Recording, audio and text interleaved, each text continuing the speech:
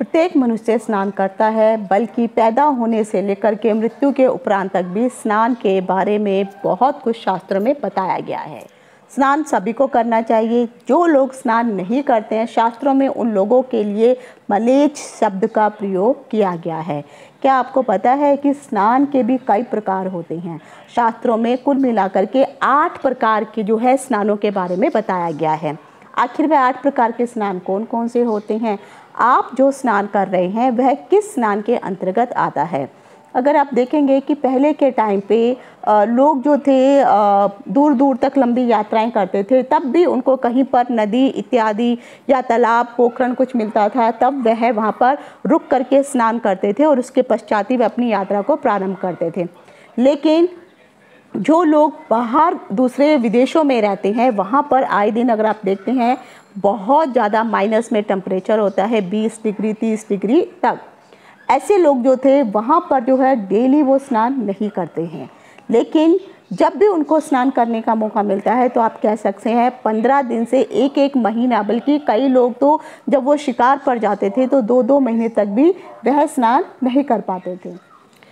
क्या आपको पता है कि आखिर फॉरेन कंट्रीज़ में यानी विदेशों में टब का निर्माण क्यों किया गया है? तो आज के इस वीडियो में मैं आपको बताने वाली हूँ कि आप कौन सा स्नान कर रहे हैं। जो भी स्नान हो रहा है मैं वो नंबर वाइज आपको बताऊंगी, और स्नान के कुछ नियम भी बताए गए हैं। कई लोग नदियों में, पोखरणों में, तालाबों में जाकर के भी जो गांव के लोग हैं वह स्नान करते हैं। कौन सा स्नान सबसे अधिक शुभ स्नान माना जाता है? शास्त्रों में कुल मिलाकर करके ब्रह्म स्नान से लेकर के राक्षस स्नान तक के बारे में बताया गया है। तो आज के इस वीडियो के माध्यम से मैं आपको बताने वाली हूँ कि आखिर वह 8 प्रकार के स्नान कौन से होते हैं, आप कौन सी कैटेगरी का स्नान करते हैं, और जो टब का निर्माण है, जो विदेशों में, इवन आजकल भारत में भी बहुत सारे लोग टब को यूज़ करते हैं, उनके पीछे का कारण क्या है, टब का निर्माण कैसे किया गया, किस लिए टब का निर्माण हुआ, उसके पीछे का कारण क्या है, इन सभी चीज़ों की जानकारी लेकर के मैं डिम्पल शांडिल्या जिज्ञासा ज्ञान की प्यास के माध्यम से अपने सभी नए और पुराने दर्शकों का हार्दिक स्वागत करती हूँ। नमस्कार। जिज्ञासा ज्ञान की प्यास यूट्यूब चैनल में आप सभी का डिम्पल शांडिल्या की ओर से हार्दिक अभिनंदन है। अगर वीडियो में दी गई जानकारी आपको मूल्यवान लगी हो तो इस चैनल को लाइक, शेयर और सब्सक्राइब करना ना भूलें। वीडियो देखने के लिए धन्यवाद। स्नान को लेकर के शास्त्र में बहुत सारी बातें बताई गई हैं। सबसे पहले शास्त्रों में ये कहा गया है कि सूर्य उदय से पहले ही आप लोगों को स्नान कर लेना चाहिए। पहले के समय में स्नान से पूर्व जो है मालिश करने का नियम बनाया गया था। तो सबसे पहले आप शरीर में मालिश करते थे और उसके पश्चात ही लोग स्नान करते थे। इस प्रकार के स्नान को अभ्यंग स्नान के नाम से जाना जाता है। लेकिन आजकल बहुत कम ऐसे लोग हो गए हैं जो अभ्यंग स्नान करते हैं।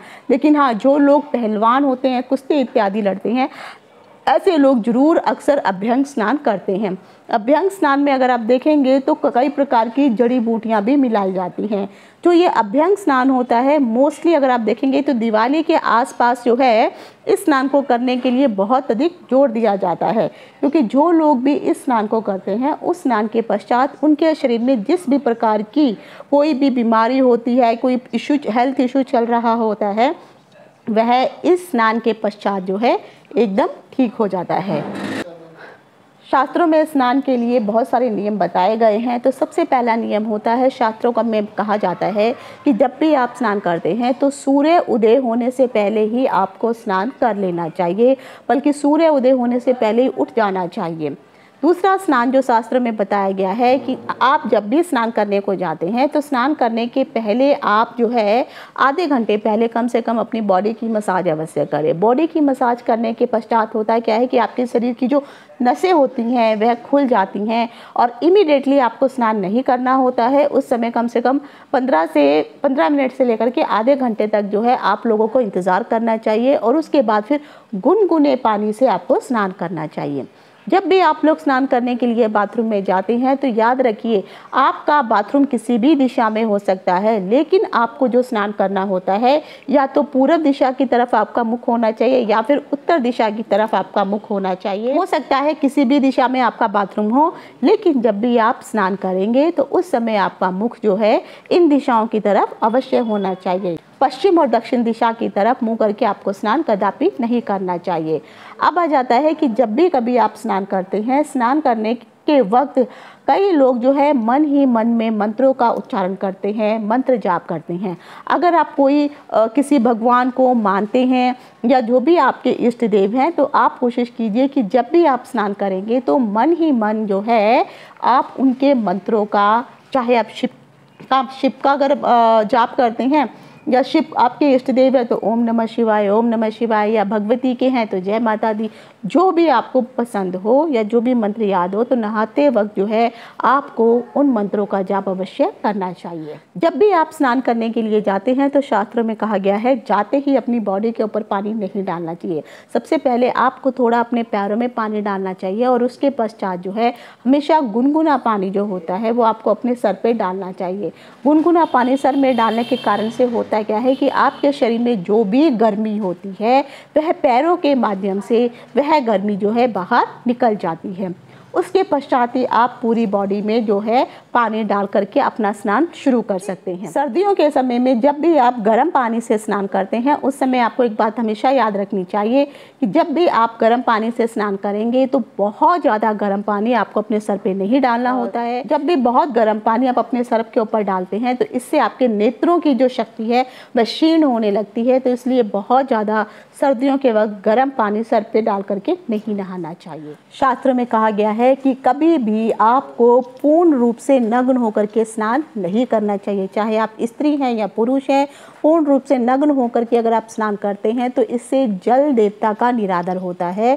तो कोशिश करिए, क्योंकि अगर आपने सिखों को अक्सर देखा होगा वह जब भी स्नान करते हैं तो वह अपने शरीर में एक वस्त्र अवश्य धारण करते हैं और उसके पश्चात ही वह स्नान करते हैं। बृहद भागवत सूत्र में बहुत सारे स्नान के नियम बताए गए हैं। उसके अनुसार कहा गया है कि अगर आप किसी नदी में, पोखरण में या तालाब में जाकर के कभी भी स्नान करते हैं, या कभी कई लोग कुएं के किनारे या बावड़ियों के किनारे जाकर के, गांव में अक्सर आपको ये दिखाई दे जाती हैं, वहां पर जब भी ये स्नान करते हैं तो स्नान करते वक्त कभी भी आप लोगों को मूत्र विसर्जन इत्यादि नहीं करना चाहिए।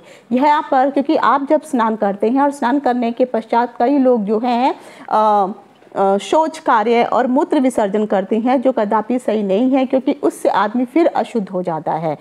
तो जब भी आप स्नान करते हैं, इवन कई लोग जो नदियों में, पोखरणों में जाकर के भी स्नान करते हैं और वो नदी के अंदर स्नान करते हैं, तो वहाँ पर तो कदापि ही आपको मूत्र विसर्जन नहीं करना चाहिए। शास्त्र में कहा गया है कि जब भी आप प्रतिदिन घर में स्नान करते हैं तो हमेशा आपको अपने पैरों का जो अंगूठा होता है उस अंगूठे में सरसों के तेल से मसाज अवश्य करनी चाहिए, जिसके कारण जो है आगे चल के जैसे जैसे आपकी उम्र बढ़ेगी और आप वृद्धावस्था की तरफ जाएंगे तो आँखों की जो ज्योति होती है वह क्षीण नहीं होती है, अर्थात कमजोर नहीं होती है। जैसे मैंने आपको बताया है कि शास्त्रों में कुल मिलाकर के 8 प्रकार के स्नानों के बारे में बताया गया है। तो सबसे पहला जो स्नान होता है वह आपकी मन की शुद्धि का स्नान होता है। जब भी आप कोई भी स्नान करते हैं तो स्नान करते वक्त आपको अपने मन को भी शुद्ध करना होता है। अर्थात मन कैसे शुद्ध होगा, तो मैंने आपको कहा है कि जब भी आप स्नान करेंगे उस समय आप अपने इष्ट देव के मंत्रों का जाप करते चलिए। इससे क्या होगा कि आपके मन का भी शुद्धिकरण होगा और साथ साथ जब आप स्नान करेंगे तो उनके मंत्रों का जाप करते हुए अपने आप को पवित्र करेंगे। और दिशा का हमेशा ध्यान रखना है, आपका जो मुख होगा या तो पूरब की तरफ या फिर उत्तर की तरफ अवश्य होना चाहिए और फिर आप स्नान कर सकते हैं। सबसे पहले जो है शास्त्रों में देव स्नान को महत्वता दी गई है। अब देव स्नान क्या होता है? देव स्नान वह स्नान होता है जब आपके पास पड़ोस में कोई नदी है, वह नदी उन पवित्र नदियों के अनुसार नहीं गिनी जाती है, जैसे गंगा, जमुना, सतलुज, ब्रह्मपुत्र इत्यादि। तब आप उस नदी में जाकर के उन सभी नदियों का नाम लेकर के आपको स्नान करना है और जल भी अर्पित करना है। तो जब आप इस प्रकार से स्नान करते हैं तो इस स्नान को देव स्नान की संज्ञा दी गई है, क्योंकि आप उन सभी पवित्र नदियों का नाम लेते हैं, साथ ही साथ आपको अपने इष्ट देव का भी नाम लेते हुए स्नान करना चाहिए। तब आपको जो फल है ये साधारण नदी में नहाने का फल प्राप्त नहीं होता है, बल्कि आपने उन सभी पवित्र नदियों का नाम लिया गया है जो देवतुल्य नदियां हैं। उस नदी में नहाने के अनुसार आपको इस फल की प्राप्ति होती है। अगला स्नान आता है ऋषि स्नान। ऋषि स्नान में शास्त्रों में कहा गया है कि जब भी आप सूर्य उदय से पहले उठ करके नहाने के लिए जाते हैं और उस समय जो है आपको आकाश में तारे दिखाई दे रहे हैं, अर्थात हम कह सकते हैं कि तारों की छाँव में अगर आप जो है ब्रह्म मुहूर्त में स्नान करते हैं तो ऐसे स्नान को ऋषि स्नान की संज्ञा दी गई है। तो इस प्रकार से किया हुआ स्नान शास्त्रों में ऋषि स्नान बताया गया है। उसके बाद अगला स्नान आता है मानव स्नान।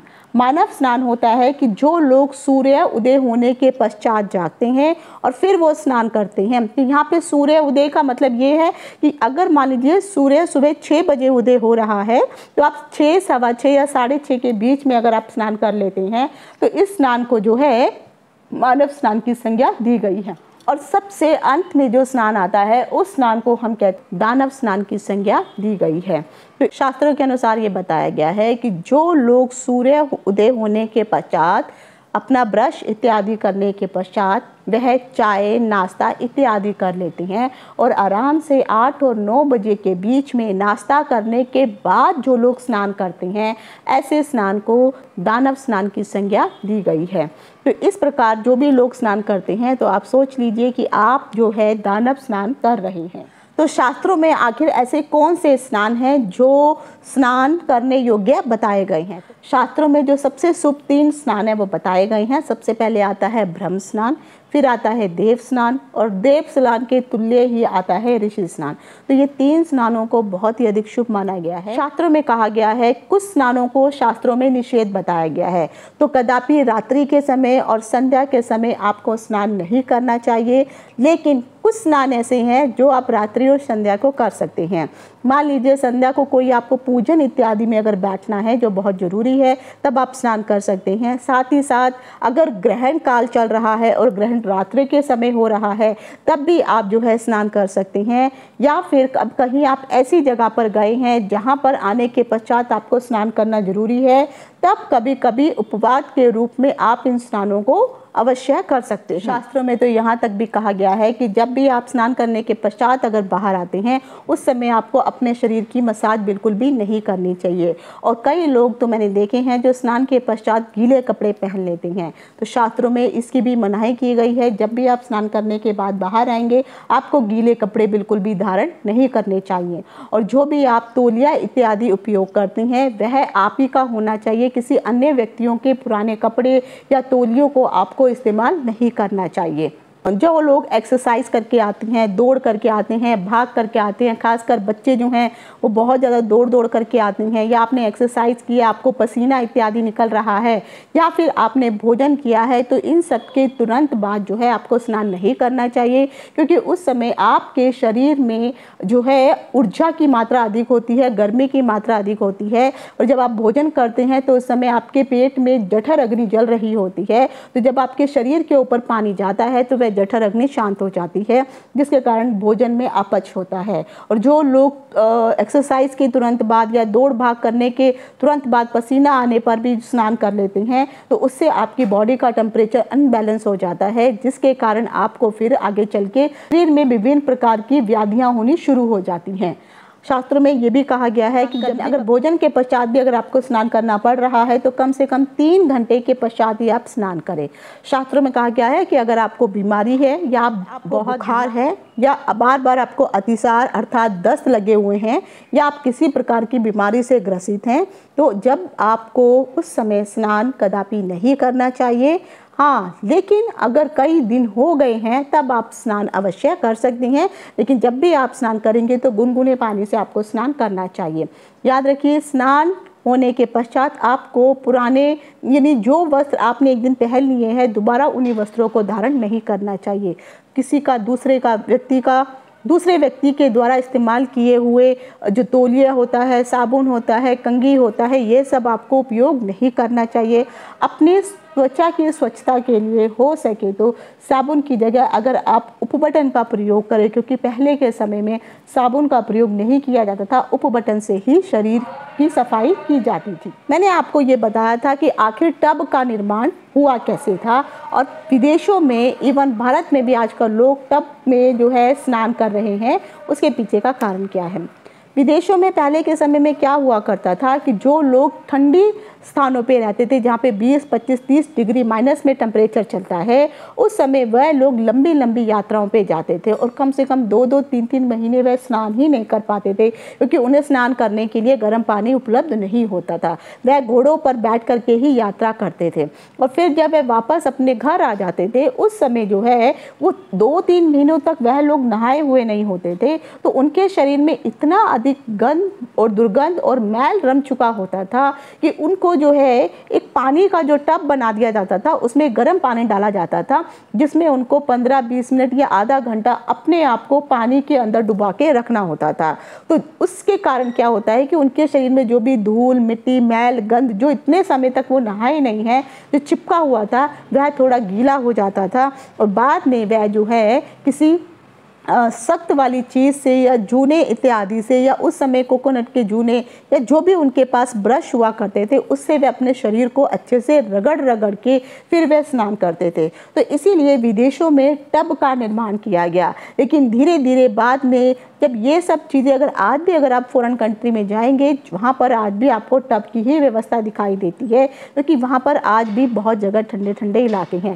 लेकिन भारत में भी यह व्यवस्था शुरू कर दी है, लोगों ने अपने घरों में टब लगाना शुरू कर दिया है। लेकिन देखा जाए तो टब से अच्छा जो स्नान होता है, हालांकि उन लोगों की मजबूरी है इसलिए वे टब में बात लेते हैं, लेकिन आपको जो है बकेट से जैसे हम पानी लेकर के नहाते हैं उसी तरह से ही स्नान करना चाहिए। और कोशिश कीजिए शावर की जगह बकेट का इस्तेमाल करें। जितनी हो सके तो पानी की भी जो है आपको कहीं ना कहीं सुरक्षा करनी है, ताकि आने वाली पीढ़ियों को पानी भी प्राप्त हो सके। तो ये था टब में नहाने का कारण, इसीलिए टब का निर्माण किया गया। तो आशा करती हूँ जो भी मैंने स्नान से संबंधित आपको महत्वपूर्ण जानकारी दी है आपको पसंद आई होगी। आप अन्य किस प्रकार की जानकारी है तो कमेंट्स बॉक्स में आप उसको लिख सकते हैं। मैं अवश्य कोशिश करूँगी उस जानकारी को आपको प्रदान करने के लिए। श्री कृष्ण जन्माष्टमी आने वाली है और श्री कृष्ण जन्माष्टमी के लिए सबसे ज़्यादा जो मुख्य प्रसाद के रूप में देखा जाए तो लोग माखन मिश्री या फिर धनिये का प्रसाद चढ़ाते हैं, लेकिन धनिये का प्रसाद सबसे ज़्यादा मुख्य रूप से माना जाता है। तो धनिये का प्रसाद आखिर आपको कैसे बनाना चाहिए उसकी जो जानकारी है, मेरा एक और यूट्यूब चैनल है जिसमें मैंने बताया है कि धनिये का प्रसाद कैसे बनता है। उसका लिंक मैं आपको डिस्क्रिप्शन बॉक्स में दे दूँगी, तो आप वहाँ से ज़रूर देखिए कि कैसे आपको जन्माष्टमी के दिन धनिये का प्रसाद बनाना है। और जन्माष्टमी का मुहूर्त भी किस दिन पड़ रहा है, क्यों आखिर 2-2 दिन जन्माष्टमी मनाई जा रही है, इसके पीछे का कारण भी क्या है, ये भी मैंने अपने YouTube चैनल ज्योति सत्य ज्ञान सागर में बताया हुआ है। उसका लिंक भी मैं आपको डिस्क्रिप्शन बॉक्स में दे दूँगी, तो वो ज़रूर देखिए और जानिए कि आपको आखिर किस दिन जन्माष्टमी मनानी चाहिए। आज यहीं तक, इति शुभम, नमस्कार।